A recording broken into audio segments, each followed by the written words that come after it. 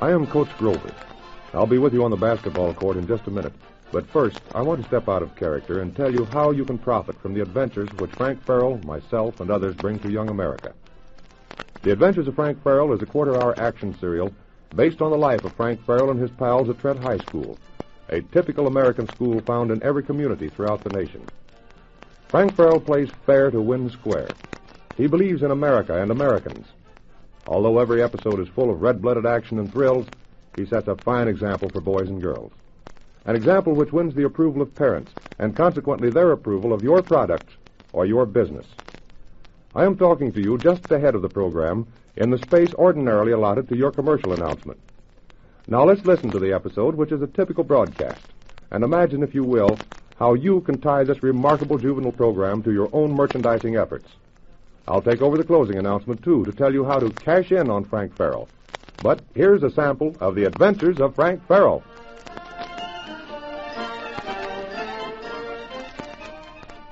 You'll recall in the last episode, Coach Grover, who was to be one of the referees in the game between Trent High and the city champions, had failed to arrive at a late hour. Frank Farrell, knowing of the contract between the coach and Big Tim, allowing Tim to put in his own referees if the coach failed to make an appearance, knows full well his team faces certain defeat. He has kept the boys of the Trent High squad off the court and has done everything possible to stall for time. But the principal of the school has ordered them to take the court and start play. Frank, working on the idea that Coach Grover has met with foul play and that a moving van parked close to the coach's home earlier in the evening was in some way connected with it, hurriedly left the school in Jim's car to search the highway leading to Garfield for his friend, the coach. As our present episode opens, Spud and Jim are in the hall outside the dressing room talking. Spud, as usual, is highly excited. Let's listen.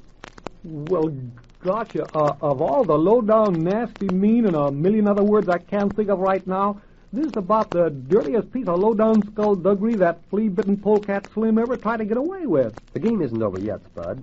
Big Tim city champions haven't robbed us of this game yet. Yeah, but what chance have we with both of Tim's referees in the game and Frank not here to play with us? We all feel the same about it, Spud, but I guess there's nothing we can do about it. Hey, where did Helen go? But she's with her cheerleaders. They're all ready for us to come on the court. Yeah, they won't have much to cheer about tonight. Gosh, I wish Frank could get back. He'll do everything he can, Spud. It's more important to know if the coach is safe enough than it is to win this game. I guess Frank thinks so. He wouldn't have gone. Yeah, I know, but here comes trouble. Slim is sure sore because we haven't started yet. We've stalled 25 minutes already. Every minute counts. Well, I'll say it does. Hi, Slim. Getting kind of anxious to see your boys get their ears pinned back? Get your fellows on the court. Your principal told you to start play, didn't he? Personally, no. Smoke said he did, but of course you can't believe everything that Smoke says, because he's always puffing about something. Stop your stalling. Jim, your sister told Farrell to start the game. The principal told her to tell him. Yeah, I know, Slim. Well, then why don't you get out there and start playing? Where is Farrell? He's not here. Not here? Where is he? I don't know. He went out to get some bets on Trent High. Boy, he tried all day, but no one had any money to risk on the city chumps. He'll be back pretty soon. Where did Farrell go, Jim? He went down to Coach Grover's home to find out if he's asleep or just what has happened. What did he do? Walk down there? Did he take a car? How did he go? Well, he didn't walk. He took my bicycle. Bicycle? Yeah, a bicycle. Ever see one? They've got a wheel in the front and a wheel on the rear. Yeah, and you got wheels in your head, too. Yeah, everybody has. Boy, but yours blew out when you were kind of young. Left you pretty badly crippled up there, didn't it? Listen, lame brain, I don't want to hear any more out of you. Jim, get the boys on the court. Give us 10 minutes. Nothing doing. You know we need Farrell to make this a good game. Don't worry about that. We ain't going to slaughter you. Slaughter us? Boy, you talk like the stork must have found you in the stockyard. Spud, and here comes Mr. Williams. Yeah, here comes Big Tim and your principal. I guess you're through stalling now. Yep, guess we are. But we talked you out of 35 good, valuable minutes, smart guy. I'll tell the boys to take the court. Come on, Spud. Okay, be right with you, Jim. All right, Mr. Williams. The boys are all ready. We're going to come right out on the court. All right, boys. The principal says to get on the court. We've got a job on our hands, so let's go. Hey, fellas, let's give out for the Bearcats before we go out there. Come on. Rah, rah, rah! Rah, rah, rah! Bearcats! Bearcats! Bearcats!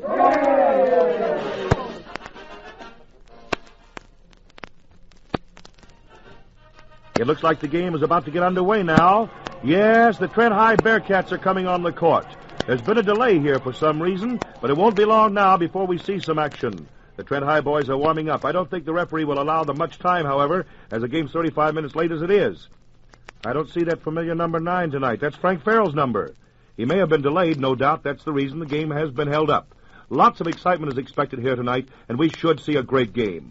Some of our citizens feel confident that Trent High can beat the city champions, or at least give them a close game.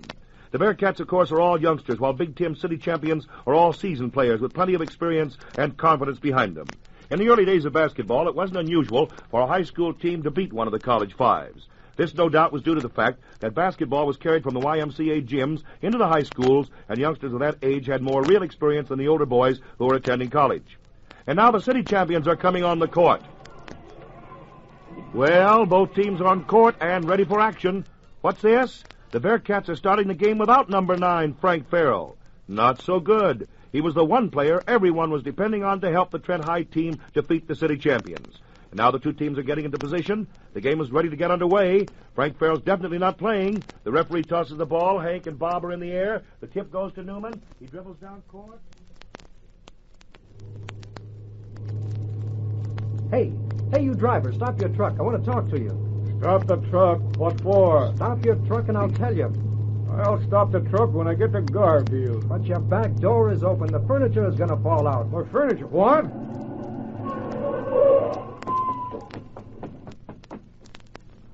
Hey.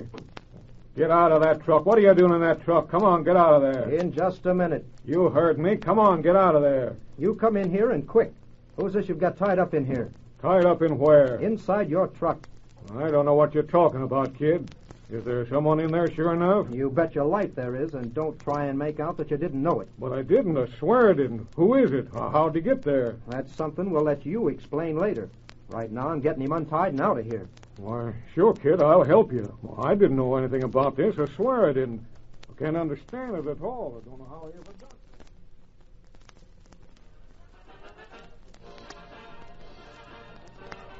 The game has been quite a disappointment to the fans tonight.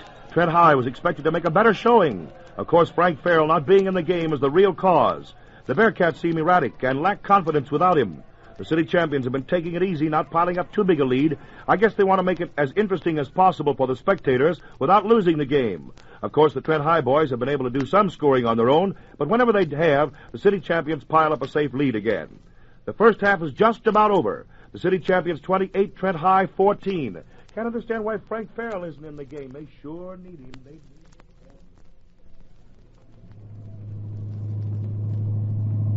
It was just a hunch that I had, Coach. I saw that moving van parked when we first left your place. I had a funny feeling about it even at that time. I know, we both did. But when I saw the fellow inside of Carol's place getting the furniture, why, I thought sure everything was on the up and up. Hey, Coach, what time have you? Frank, I have no idea. They took everything I had. Wristwatch, stopwatch, ring, wallet. They cleaned me. Well, what do you think, Coach? Was it just plain robbery or Slim again? Oh, they planned it to look like robbery, but it's a safe bet that Slim is mixed up with it in some way. Yeah, I think so, too. Wait till we get back to Trent High. We'll lay him flat. We'll do nothing about it tonight, Frank. No doubt they've given our Bearcats a good trimming by this time, but I'm going after Slim in earnest now. Not a punch in the nose or a beating, oh no. But I'm going to get something on him that'll rid decent people of his society permanently.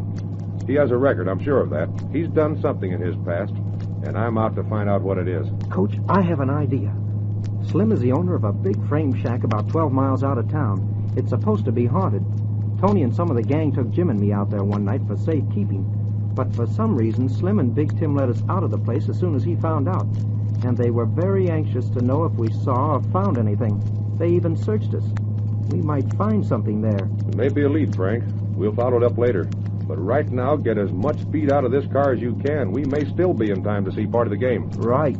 Sure hope I get back in time to play a half or at least a quarter. Will they be surprised to see you, Coach?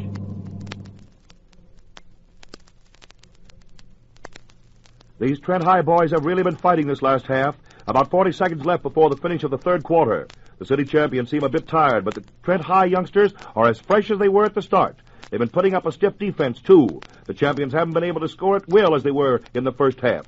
The score, city champions 36, Trent High 22. It looks like a cinch for the city champions, however, but Trent High won't be able to overcome the lead the champs have already piled up. A new player's coming in for Trent High. It's It's number 9. It's Frank Farrell. Oh, but too late. The quarter is just over. Well, we'll at least see Farrell in action during the last quarter, but I'm afraid he's too late to do any good. Score City Champions 36, Trent High 22. Too big a lead to overcome, I'm afraid. Too big a lead.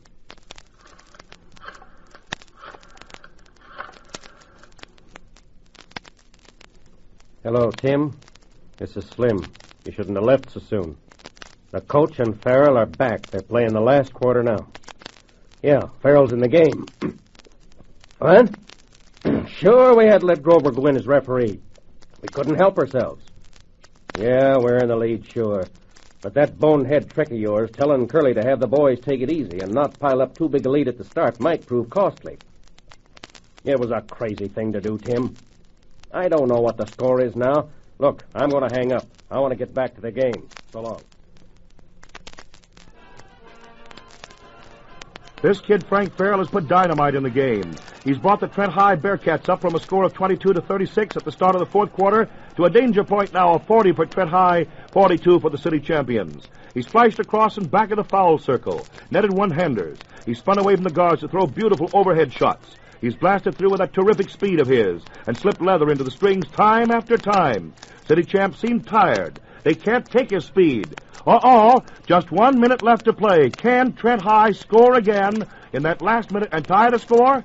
It seems doubtful. And here they go. The Trent High fans are going wild. Can Farrell save the game in the few seconds left to play? The centers are in the air again. Nelson, champion center, tips it to Tony, number 6. That's bad for Trent High. The city champions have control of the ball and are freezing it inside the 10-second line. All they want now is to stall for time. Only 40 seconds left to play. Frank Farrell breaks in to the freeze, and he breaks it up. He smashes it in between two city champion boys. He slapped the ball free, and he made a dive for it. He's in no position to pass, but he does push the ball to Spud, number 7. Farrell streaks past center to goal position as Spud rifles to Newman. Hank and Nelson, 12 and 19, cover Newman. Newman fires to Farrell. The guard covering Farrell leaps into the air. But Farrell, he leaps higher, lifts it out of his fingers, and he fires to the basket. And the city champions player, number 6, that's Tony again. Tony pulled Farrell's shoulder while in the act of shooting.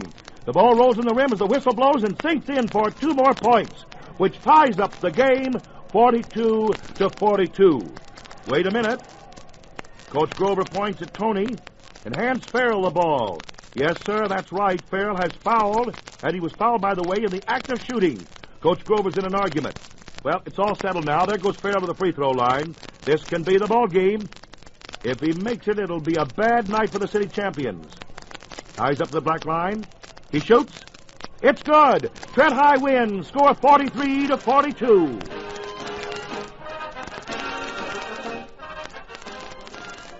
Yes, Trent High wins 43 to 42. An exciting finish indeed. But all of Frank Farrell's adventures are exciting. Don't miss a single one of the adventures of Frank Farrell.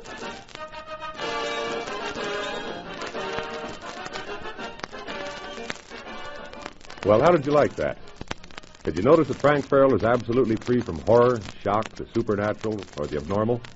Did you notice how Frank Farrell is a regular guy, one all the kids like and trust? Now, that's the secret. Frank Farrell belongs to all the youngsters, and they are for Frank Farrell lock, stock, and barrel. That's why this program is such a marvelous sales producer. That's why, when you organize the Frank Farrell Athletic Club, they respond in droves. Whether you're a retailer or a manufacturer, whether you sell cereal, carbonated beverages, milk, bread, whether you operate a department store, grocery, drugstore, or any other type of business, if you sell an article, the purchase of which can be influenced by children, then this program will produce amazing results for you. The organization of the club is simple. Less detail to handle than getting up an ad. Yes, it's that simple. The adventures of Frank Farrell will put your salesman in every home. Yes, sir, a Frank Farrell listener or club member acts as your own representative, selling mother and dad on buying from you or demanding your product. Remember, the youth of today is the adult of tomorrow. Frank Farrell will deliver this tremendous purchasing power to you. The biggest results per dollar spent in merchandising history. Thank you.